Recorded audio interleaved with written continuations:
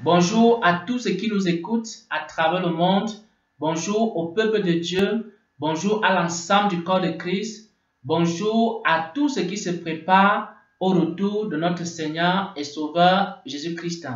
Le Seigneur m'a accordé la grâce d'écrire un petit livre. Le Seigneur m'a accordé la grâce d'écrire un petit livre. Et ce petit livre s'intitule La doctrine de la protection divine. Le Seigneur m'a accordé la grâce d'écrire un petit livre d'une dizaine de pages. Et ce petit livre s'intitule La doctrine de la protection divine. Et ce livre s'adresse à qui? C'est un petit livre qui s'adresse à tous les chrétiens des temps de la fin. C'est un petit livre qui s'adresse à tous les chrétiens et à tous les serviteurs de Dieu de ce temps de la fin. Il faut que les chrétiens et les serviteurs de Dieu des temps de la fin comprennent et qu'ils sachent exactement comment faire pour être protégés par Dieu. Pourquoi? Parce que le Seigneur Jésus a dit dans Matthieu 24 que dans les temps de la fin, il y aura beaucoup de temps difficiles. Il a dit que les chrétiens des temps de la fin feront face à beaucoup de difficultés et à beaucoup de défis. L'un des premiers défis auxquels ils vont faire face, c'est la séduction. Pourquoi? Parce que Jésus a dit qu'il y aura beaucoup de faux chrétiens, il y aura beaucoup de faux prophètes, il y aura beaucoup de faux docteurs, il y aura beaucoup de fausseté et c'est dans le but de séduire, s'il était possible, même les élus. Donc il y aura une grande séduction dans les temps de la fin. Il faudra que les chrétiens soient capables de faire face à la grande séduction et pour cela, il faut avoir la connaissance de Dieu. Parce que lorsque tu as la connaissance de Christ, alors tu es capable de faire face à la séduction. Mais au-delà de ça, il y a aussi les famines qu'il y aura dans le monde. Il y aura aussi les guerres. Il y aura aussi des bruits de guerre. Il y aura aussi des tremblements de terre. Il y aura aussi des catastrophes. Il y aura aussi la persécution des chrétiens. Et l'ensemble de ces choses peut être résumé en un seul mot, c'est-à-dire qu'il y aura une grande insécurité dans le monde. Et parce que dans les temps de la fin, il y aura des guerres, des bruits de guerre, il y aura la persécution, il y aura des famines, des épidémies, des pandémies, une grande insécurité dans le monde. Les chrétiens des temps de la fin ont donc besoin de quoi? Ils ont besoin d'apprendre, ils ont besoin de connaître comment faire pour bénéficier de la protection divine? Comment faire pour bénéficier de la protection de Dieu dans un monde où il y a des pandémies, dans un monde où il y a des tremblements de terre, dans un monde où il y a la guerre, où il y a également des bruits de guerre? Ils ont donc besoin de comprendre comment fonctionne la protection divine. C'est pourquoi le Seigneur m'a accordé la grâce d'écrire ce petit livre. Mais ce petit livre ne contient pas seulement les révélations que le Seigneur m'a données, mais c'est un livre qui contient des révélations que le Seigneur a données à plusieurs personnes. Pourquoi? Parce que tous ceux qui ont l'Esprit de Dieu à travers le monde, le Seigneur leur enseigne la même chose. Donc ce n'est pas seulement à Frère Xavier que le Seigneur est en train d'enseigner la protection divine dans ce temps de la fin, mais il est en train d'enseigner ça à beaucoup de chrétiens. Il est en train d'enseigner ça à beaucoup de serviteurs de Dieu qui ont reçu l'Esprit de Dieu. Le Seigneur est en train de les préparer à ces événements-là, à leurs enseignants la protection divine. C'est pourquoi également, ce livre-là contient quelques témoignages des enseignements reçus par le frère Xavier, mais également des paroles reçues par d'autres chrétiens, reçues par d'autres personnes également, à qui le Seigneur a enseigné la protection divine. Bien-aimés frères et sœurs en Christ, j'aimerais expliquer en quelques mots la doctrine de la protection divine. J'aimerais déjà prendre un passage des Écritures. J'aimerais que nous puissions prendre Lévitique 26. Dans Lévitique 26, le Seigneur est en train de dire ici à son peuple Israël. Le Seigneur est en train de parler à Israël. Le Seigneur est en train de dire à Israël dans Lévitique 26 que Israël doit garder ses commandements, Israël doit s'éloigner des idoles du monde, Israël doit garder ses lois, Israël doit garder ses prescriptions. Vous allez voir ça dans Lévitique 26 à partir du verset 1. Donc Dieu est en train de donner un ensemble de prescriptions à Israël. Dieu est en train de donner un ensemble de commandements à Israël Dieu est en train de donner un ensemble de paroles à Israël et que Israël doit respecter ces paroles, doit garder ces paroles, doit également pratiquer ces paroles pour que Israël puisse bénéficier des grâces de Dieu. Et lorsque Israël va garder la parole de Dieu, Israël va donc bénéficier de la protection divine, la protection surnaturelle de Dieu. Et Dieu va commencer à lister exactement comment est-ce qu'il va protéger Israël. Nous allons lire quelques extraits. Donc, quand Dieu va finir de dire à Israël de garder sa parole, Dieu va dire maintenant à Israël que si Israël garde la parole de Dieu, Israël va donc recevoir une protection surnaturelle. Il va dire que je mettrai la paix dans le pays. Donc, je mettrai la paix dans le pays. Donc, Dieu va apporter la paix dans le pays et personne ne trouvera votre sommeil. Je ferai disparaître les bêtes féroces. Donc, Dieu va protéger Israël contre les bêtes féroces. Donc, la protection divine, c'est également la protection contre les bêtes féroces. Et également contre l'épée. Donc, également contre les ennemis. Donc, Dieu va commencer à dire également comment il va protéger Israël contre la peste, contre la famine, contre les ennemis, contre les bêtes féroces.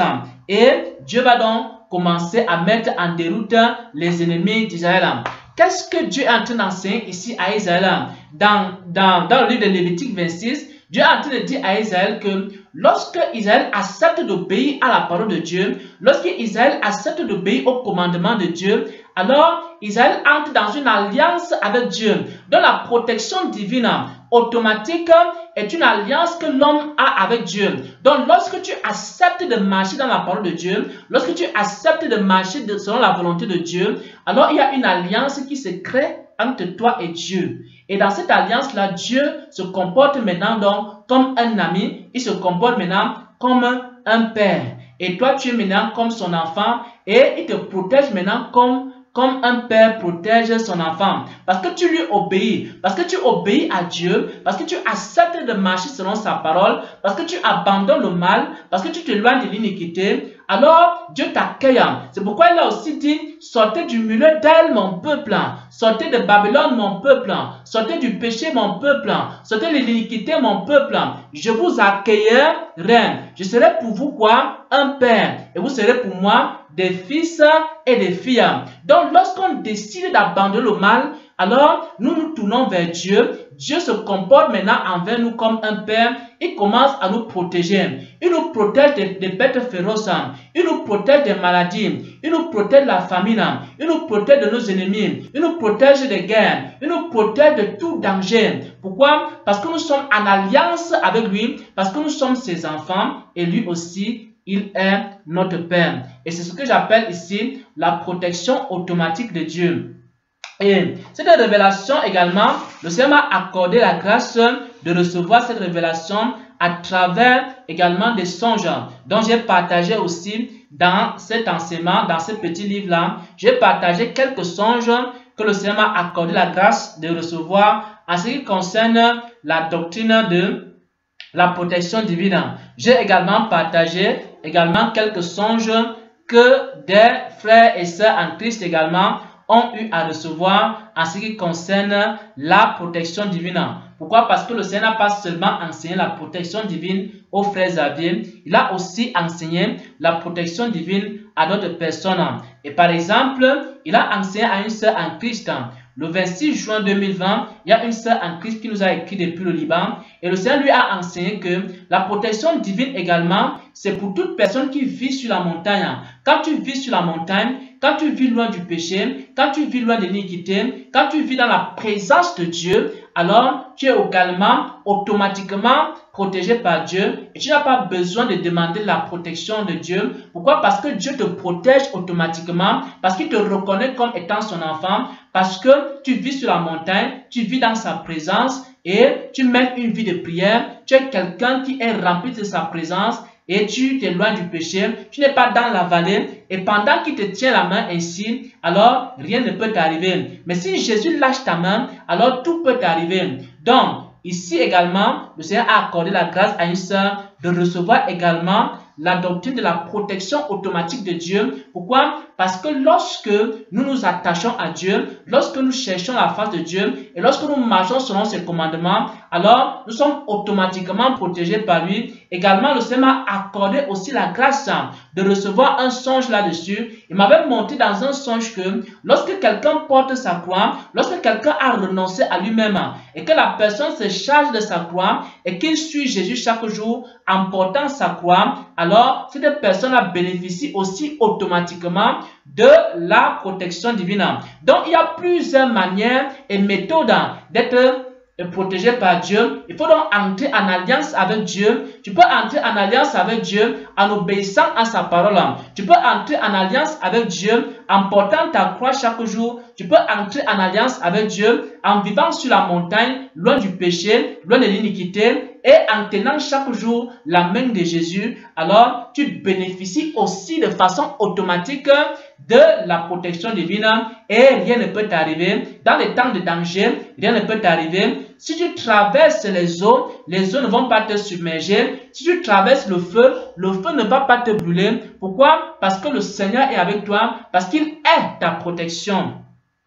Donc, ça c'est la première partie du livre où je suis en train d'expliquer un peu la protection divine, comment ça marche, comment ça fonctionne et comment on peut bénéficier de la protection automatique de Dieu. Et lorsque on marche dans les voies de Dieu, lorsqu'on se comporte comme un enfant, alors Dieu se comporte aussi comme un père. Lorsqu'on se comporte comme un enfant, lorsqu'on est soumis à Dieu et qu'on se comporte comme un enfant de Dieu, lorsqu'on se rend humble et obéissant, alors Dieu aussi nous protège automatiquement comme un père protège ses enfants.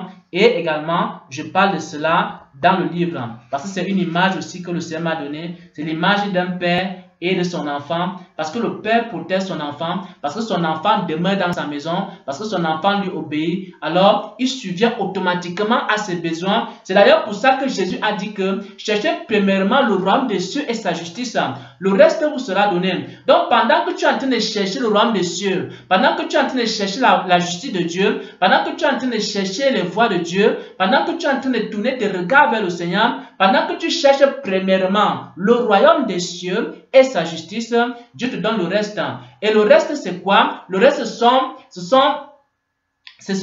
c'est la protection divine. Le reste, c'est quoi? C'est qui subvient à tes besoins. Le reste, c'est quoi? C'est qui t'accorde sa grâce. Le reste, c'est quoi? C'est qui t'enseigne. Pendant que toi, tu cherches le royaume de Dieu et sa justice, Dieu prend soin de toi. Dieu s'occupe de toute ta vie. Il prend le contrôle de ta vie. Et rien ne peut t'arriver. Rien ne peut te nuire. Parce que c'est lui maintenant qui devient ton berger, devient ton père. Maintenant, ça, c'est la première partie du livre qui parle ici de la protection automatique de Dieu. Comment Dieu protège ses enfants. Maintenant, la deuxième partie du livre parle un peu des prières de protection. Je suis sûr que sur Internet, vous avez vu beaucoup de prières de protection sur Internet. Comment se protéger en cas de danger, comment se protéger des forces maléfiques, comment se protéger des maladies. Il y a même beaucoup de prières contre le coronavirus que vous allez voir sur Internet. Il y a beaucoup de protection contre la maladie, beaucoup de protection contre les forces du mal, beaucoup de prières de protection. Vous allez voir ces nombreuses prières de protection également sur Internet. Et j'explique que lorsque quelqu'un veut être protégé par Dieu, il faut d'abord qu'il obéisse à Dieu. Pourquoi? Parce que si tu apprends à mémoriser les prières de protection, parce qu'il y a également les prières de protection, on peut se protéger à partir des prières de protection. C'est-à-dire que si par exemple tu as lu un livre sur la protection divine et dans ce livre il y a beaucoup de prières de protection, tu vas prendre ces prières de protection, tu commences à réciter cela. Il y a également des psaumes de protection comme le psaume 91. Il y a beaucoup de psaumes de protection, les psaumes. Les psaumes, ce sont des écrits également dans la Bible. Et c'est David qui a écrit la plupart des psaumes. Et maintenant, dans ces psaumes-là, lorsque tu lis ces psaumes, ou alors lorsque tu chantes ces psaumes-là, avant de dormir également, Dieu peut te protéger. Donc, il y a également beaucoup de gens qui se protègent à partir des prières de protection et également à partir des psaumes. Mais j'explique ici que lorsque quelqu'un, par exemple, lit les psaumes pour se protéger, par exemple, avant de dormir, il va lire les psaumes de protection. Avant de dormir, il va faire des prières de protection. Ce n'est pas une mauvaise chose. Mais je suis en train de dire que même si tu fais des prières de protection et qu'à la fin, tu n'obéis n'obéis pas à Dieu, ce n'est pas sûr à 100% que tu seras protégé. Supposons par exemple que tu es en train de lire des sommes de protection, mais tu vis dans des graves péchés, tu vis dans des abominations, mais à la fin tu commences à prier pour que Dieu te protège. Ce n'est pas sûr que ça va marcher à 100%. Pourquoi? Parce que moi également, à un moment donné dans ma vie, j'utilisais beaucoup les prières de protection. Avant de dormir, je faisais certaines prières pour me protéger, etc., etc. Ce qui n'est pas mauvais. Faire des prières, se couvrir dans le sang de Jésus, couvrir les portes de sa maison dans le sang de Jésus, couvrir les marmites dans le sang de Jésus, couvrir les portes dans le sang de Jésus. Tu couvres ton lit dans le sang de Jésus, tu couvres ton corps, ton âme, ton esprit, tout est couvert dans le sang de Jésus. Et on enseigne également ces prières de protection. Lorsque tu veux peut-être sortir pour aller au travail le matin, tu fais des prières de protection pour que Dieu te protège également. Ce n'est pas une mauvaise chose, mais ces prières-là marchent et sont efficaces à 100% lorsque tu es quelqu'un également qui t'éloigne du mal. Si tu vis dans le péché et que tu fais des prières de protection, ce n'est pas sûr que ça va marcher à 100%. Également, c'est ce que j'explique également dans cette parole, que la meilleure protection, c'est d'abord de marcher avec Dieu, c'est d'abord de marcher dans les voies de Dieu, c'est d'abord de marcher dans la parole de Dieu. Maintenant, quand tu marches dans la parole de Dieu, tu peux donc maintenant faire certaines prières de protection, juste comme des formalités. Le Seigneur va te protéger. Mais si tu vis dans le péché et que tu commences à lire les psaumes, si tu vis dans le péché et tu demandes à Dieu de te protéger, ce n'est pas toujours sûr à 100% que le Seigneur va te protéger. Donc, il faudra que si quelqu'un veut être protégé par Dieu, il faut donc qu'il entre en alliance avec Dieu. Il faut qu'il entre en alliance avec Dieu et maintenant, Dieu va le protéger automatiquement. Qui demande la protection ou qui ne demande pas la protection, Dieu va le protéger. Maintenant, il y a certaines personnes qui ne comptent que sur les prières de protection, mais ils ne se sanctifient pas. Ils ne comptent que sur les prières de protection, mais ils ne cherchent pas à mener une vie qui est agréable à Dieu. Mais lorsqu'ils font face à un danger, ils appellent Dieu. Mais ils ne marchent pas dans les voies de Dieu et également, ce n'est pas sûr à 100% que Dieu va te protéger. La meilleure protection, la première chose qu'il faut faire lorsqu'on veut être protégé par Dieu, ce n'est pas d'abord d'aller apprendre les prières de protection, ce n'est pas d'abord aller apprendre les proclamations, ce n'est pas d'abord aller apprendre comment on met le sang de Jésus sur les marmites, comment on met le sang de Jésus sur les portes, comment on met le sang de Jésus sur ses enfants et sur sa propre vie. Mais il faut d'abord aller obéir à Dieu. Et lorsque tu obéis à Dieu maintenant et que tu fais les prières de protection, alors les prières de protection sont efficaces. Pourquoi? Parce que ce sont des prières qui sont faites avec un cœur pur et Dieu exauce de telles prières. Voilà donc, bien-aimés frères et sœurs en Christ, la présentation de ce petit livre que le Seigneur m'a accordé la grâce de rédiger. Également, c'est un livre qui s'intitule La doctrine de la protection divine. C'est un livre qui est pour les chrétiens des temps de la fin, afin que les chrétiens des temps de la fin puissent se préparer aux événements difficiles qui arrivent sur la terre. C'est-à-dire, il y aura la persécution, c'est-à-dire, il y aura les tremblements de terre, c'est-à-dire, il y aura la guerre, il y aura les bruits de guerre, il y aura l'insécurité dans le monde. Et il faudra que les chrétiens soient capables de savoir comment ils peuvent bénéficier de la protection divine. Les prières de protection seules ne peuvent pas nous aider. Nous aurons besoin, au-delà des prières de protection que nous faisons, nous avons besoin également d'obéir à Dieu, de marcher dans les voies de Dieu, de marcher selon la volonté de Dieu. Alors nous bénéficions donc automatiquement de la couverture de Dieu, automatiquement de la grâce de Dieu, automatiquement de la main protectrice de notre Sauveur et de notre Rédempteur, Jésus-Christ. Amen.